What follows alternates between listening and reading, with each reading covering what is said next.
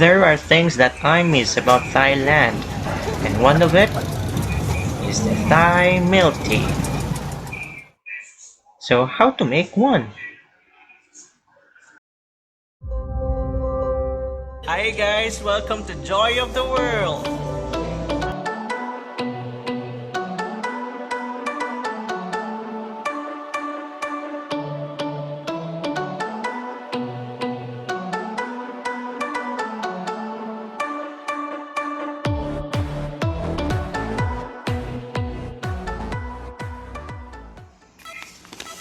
ChaTraMue brand is the best Thai milk tea brand.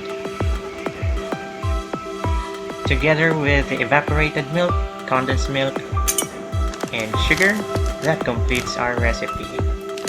First off, we will need at least 3 tablespoons of the ChaTraMue brand Thai milk. So ginamit ko rito is a French press. And then after pouring the 3 tablespoons of ChaTraMue brand, we will incorporate 1 cup of hot water. Then mix it well.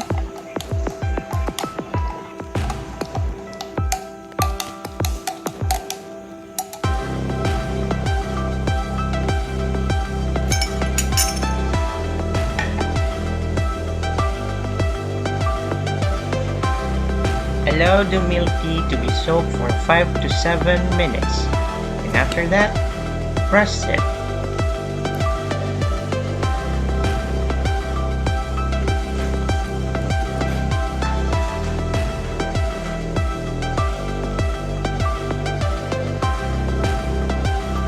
We will be using a brown sugar as sweetener, and we will be putting 2 tablespoons of brown sugar. Aside from the brown sugar, kailangan din yung ating Thai milk tea is milky. So we will also add 2 tablespoons of condensed milk.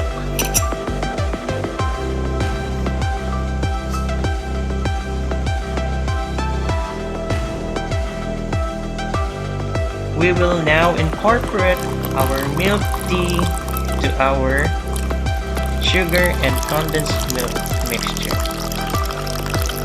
and we will stir it well.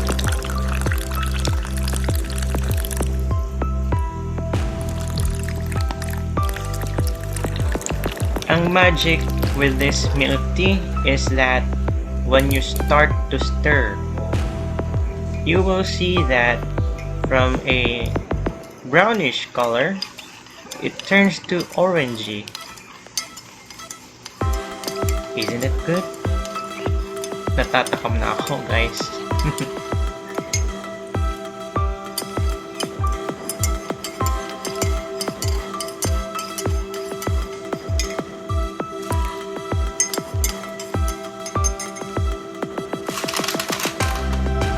You will also need a glass filled with ice cubes, because the Thai milk tea is usually served with a cup filled with ice.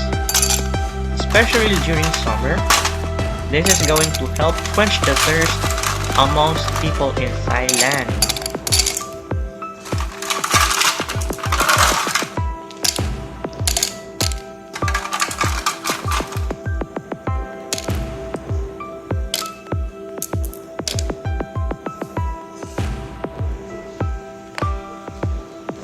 Now we are ready to pour in our tea to the glass filled with ice, at matutunaw ng hot tea yung mga ice.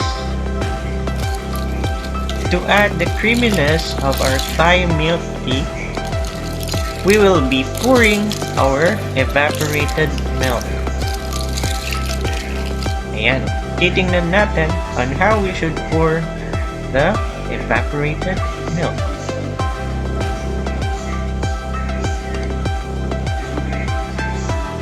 Ayan, just enough until the glass is filled.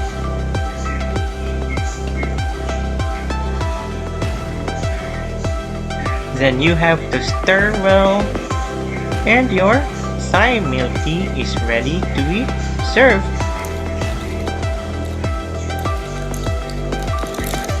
Enjoy your Thai milk tea at the comforts of your home, especially using the brand ChaTraMue.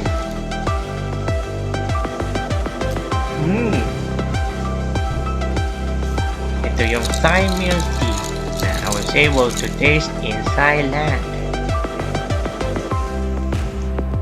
Okay guys, thank you for watching Joy of the World Food.